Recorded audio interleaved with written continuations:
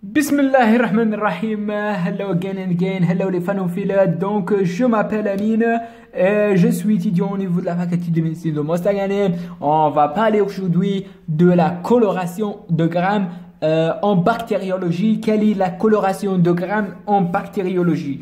Donc, on va commencer par la coloration de grammes. Donc, la coloration de grammes, c'est une coloration permet de différencier entre des bactéries on dit gram positifs et des bactéries qu'on dit gram négatifs.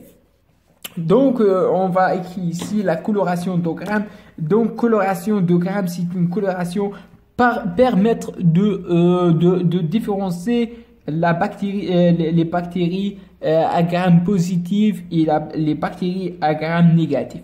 On note que les bactéries à gram positif, les bactéries à gram positif, ils sont caractérisées par une couche épais de peptidoglycanes. Dans leur paroi, il y a une grande couche de peptidoglycanes.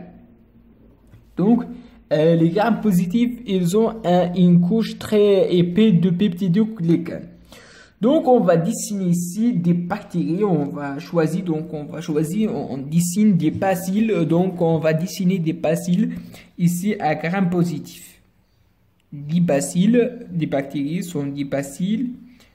Sont trois, donc comme ça, des bacilles à grammes positifs. Et par là, on va dessiner des bacilles à grammes négatifs. Par exemple, Escherichia coli, ici, on a plusieurs bacilles à grammes positifs, tels que Clostridium tetani, par exemple. Donc, ce qu'on va faire, donc, on va colorer les deux par une coloration, ce qu'on appelle cristal violet. Cristal violet. Donc, ce cristal violet va colorer les bactéries, va colorer les peptidoglycanes en couleur, on peut dire bleu. Donc, il va colorer le peptidoglycane. On a dit que les bactéries à gram positif, ils ont un paroi épais de peptidoglycanes. Ils sont riches en peptidoglycanes, les grammes positifs. Donc, il prend la coloration violet. Donc, par le cristal violet, il prend la coloration bleue qui est due à la paroi épais de peptidoglycanes. Et même les bactéries à gram négatifs, ils ont aussi des peptidoglycanes. Donc, il prend aussi la coloration par ce qu'on appelle la cristal violet. Donc, il prend la coloration, il devient bleu au microscope. Donc, deuxièmement, on peut dire, on va ajouter le ligol, c'est un alcool qui est mordant, donc on va ajouter le ligol, par exemple, l'égol ou l'iodine, donc application de mordant telle que l'iodine, ou on peut utiliser le ligol. Donc, je vous choisis entre les deux, je vous choisis iodine. L'iodine, donc l'iodine, c'est un mordant, c'est un simple mordant, donc on va ajouter le l'iodine. Le l'iodine, donc, elle va fixer, donc il va d'une sorte de fixation, etc. Donc, rien ne change, donc les grammes négatifs restent en bleu et les grammes positifs restent en bleu. Donc, c'est la même chose. Donc, on n'a rien fait. Donc, la coloration, elle reste en bleu pour les deux.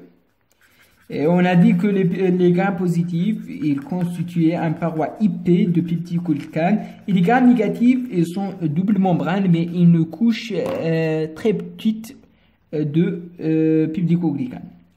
Dans la troisième étape, c'est une étape cruciale. On va utiliser lavage à l'alcool. Lavage à l'alcool, on va utiliser l'alcool et l'alcool, elle va laver la coloration, donc elle va enlever la coloration.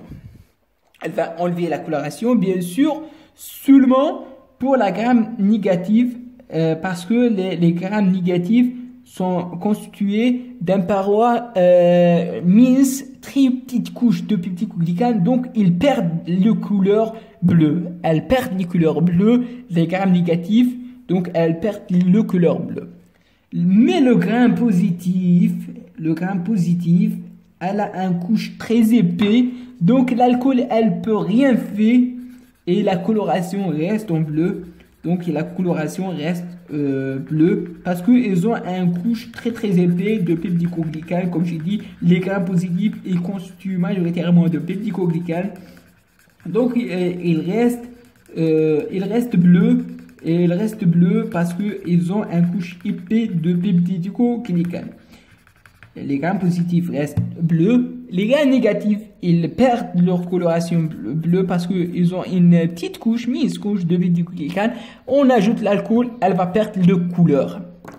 Troisième étape, c'est la contre-coloration par le safranine. Donc on ajoute la safranine. Le safranine, bien sûr, va colorer les bactéries grammes négatifs parce qu'ils ont perdu leur couleur. Mais les grammes positifs, parce qu'ils ont un gramme positif, ils ont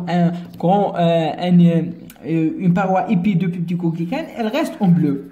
Les grammes positifs, elles restent en bleu parce que dès le début, lorsqu'ils prennent la coloration de cristal violet, elle reste en bleu et personne ne peut changer ce bleu parce que ils fixent sur le peptidoglycane, ils ont un peptidoglycane très épais.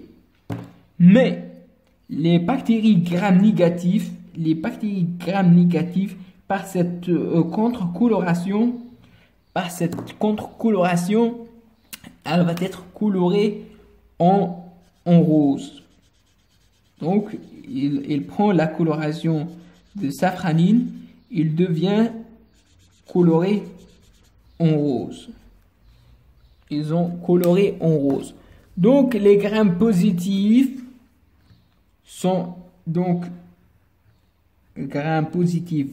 en bleu